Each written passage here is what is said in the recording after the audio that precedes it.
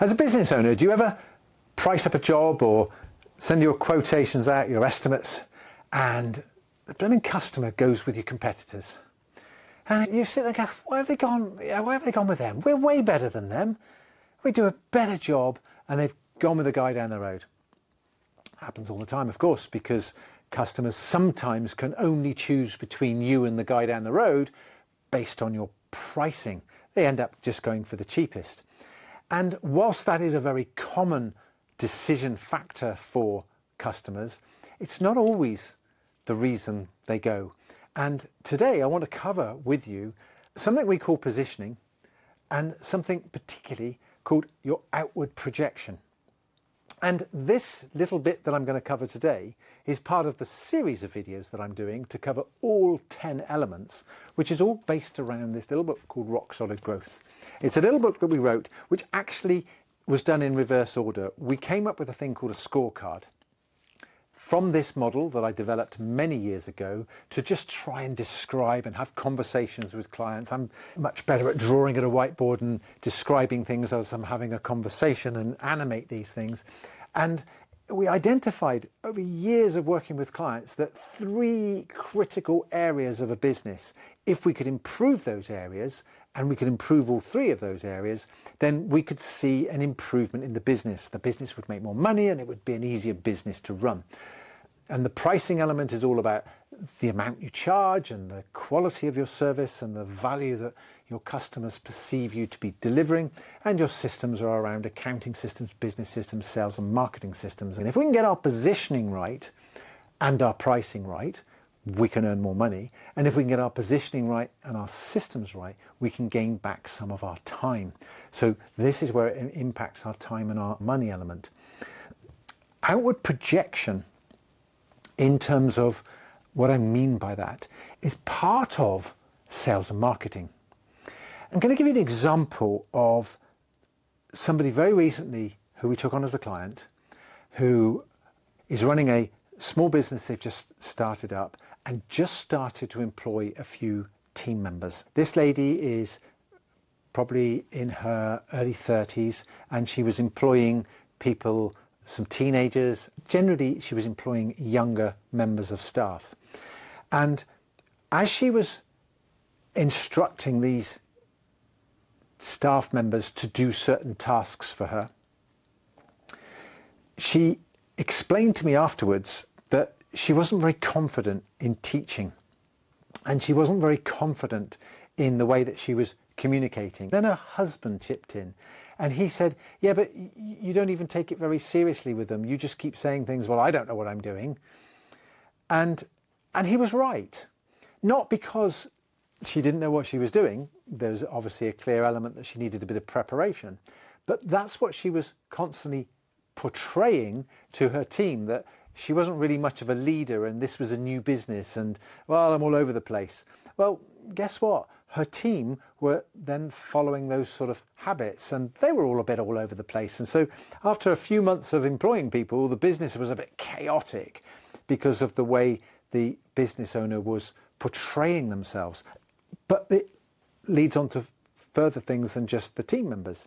If your outward projection to the outside world is someone who's lacking a bit of confidence, if your outward projection to the outside world is perhaps suggesting that your knowledge isn't where it should be, either deliberately or even just with throwaway comments, that can come over in your marketing message.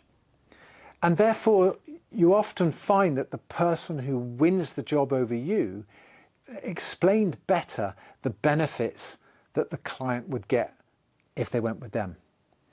And so it's one of those little mind hacks, if you like. It's the mental capacity to be so proud of your business and so in control of what you do and so confident and have great leadership skills that you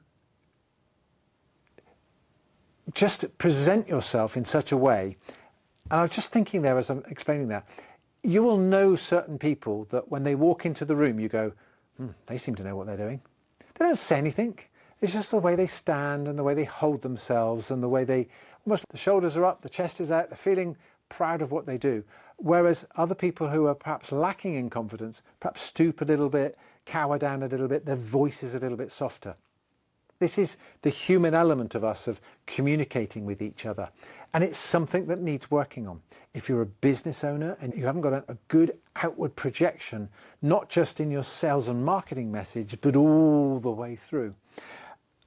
An example of the message going out all the way through is that I've got a couple of businesses whereby the sales and marketing happens, the work comes in, and it's long-term project work, long-term contractual work that comes off, which is great. And therefore, the team that are involved in delivering that service literally feel like they have nothing to do with sales and marketing. They just tell me that, I've got nothing to do with sales and marketing, not me. Sales and marketing is done by the guy over there. We do all the delivery. The thing is, if you look at a customer journey, the customer joins your world, buys your product or service, consumes your products and service, and leaves. Now, when they leave, their experience of your service, of your products, is paramount to them either A, recommending you to their friends and family, or B, at some point down the line, coming back for more. And you might feel that your product or service is not a repeatable business. You might be, I don't know, somebody who builds something, like a builder building a house or an extension, or somebody who designs something. Well, that's maybe true. You might build somebody their dream house and they never come back to you. But I've been around business long enough to know that clients who have spent a huge amount of money building whatever their dream is have actually come back 10, 15, 20 years later to go through the whole experience again.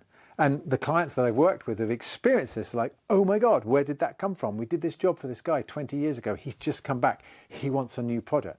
And that is because the deliverables is part of your sales and marketing. The telephone calls, the emails that you send out, the communication, the WhatsApp messages, all that communication that goes on during the delivery of the product is not only part of your sales and marketing for long term, but it's also part of the outward projection. It's also part of how you stand as a company, the uniforms that you wear, the way you all present yourself. And so that requires a training program for your staff, rules so that you have some rules to follow, good systems and processes to follow. Okay? This is why this all interlinks. Positioning and systems and price are all interlinked, because if we can get our outward projection, our voice completely different to the outside world, if we can portray ourselves as the best, then the clients will believe we're the best. If we can have systems to help support that and back that up, then we will be the best. A good example of that you can see very quickly is if you look at a high-end motor company like, say, Rolls-Royce, and compare that with another motor company, maybe like a Ford or a BMW. Now, nothing wrong with any of those cars, or everything's wrong with those cars, depending on your opinion. It's irrelevant, but the fact is the Rolls-Royce market is a higher priced market for more luxury type of vehicles. But the reality is the Rolls-Royce car and a modern luxury Ford, the difference between the two, of course there's a difference in perhaps the quality of the materials, but ultimately they are a vehicle that get you from A to B. Mechanically they work, they do the same job. But a Rolls-Royce is perceived to be worth a whole lot more because of the badge. The badge is what does it, the branding, if you like, that does it. The work that they've put into making that service of delivering the Rolls-Royce to you, of the most impeccable service, because they've really worked high on their quality, they've really worked on their marketing, and they've also got that outward projection that, hey, we are Rolls-Royce.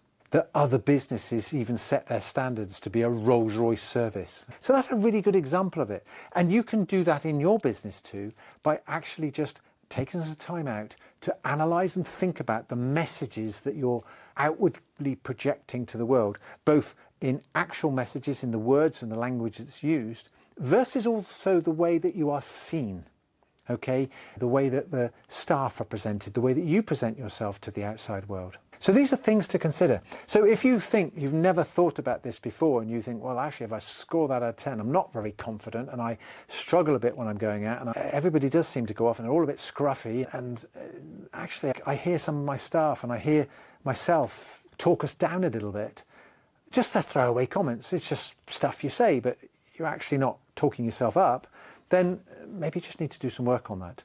And if you do some work on that together with all these other things here, generally we've got plenty of evidence of clients who have worked on this and they're seeing improvements in their business, it's a little bit easier to run, and they're making a bit more money. I'll see you in the next video.